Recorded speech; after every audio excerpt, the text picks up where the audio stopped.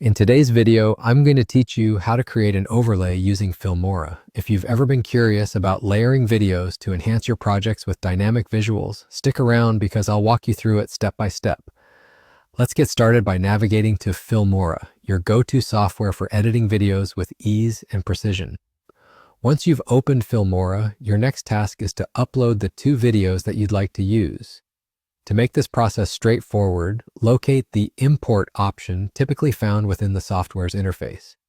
Clicking it will allow you to browse through your computer files. Select the two videos you want and click Open to bring them into your project library. Remember, if the videos you're using vary greatly in size or aspect ratio, you may need to adjust some settings later on to ensure a seamless look. Now that your videos are in the library, it's time to work on creating an overlay. Specifically, you want to arrange one video on top of the other in the timeline. By doing so, you effectively set up the videos for overlay editing. Click and drag both videos onto the timeline, each occupying a separate track. The next step is crucial because it allows you to create a visually appealing overlay.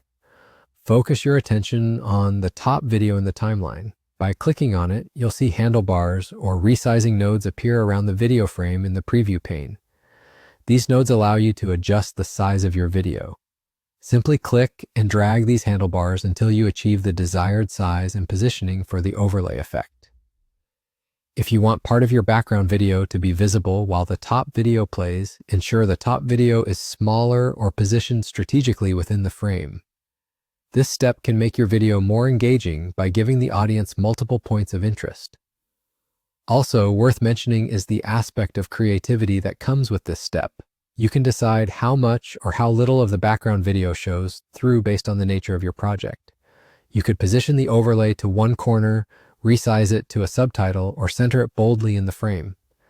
Each of these choices might convey different emotions or emphasize different parts of your story, so take a moment to experiment with what feels right for your narrative.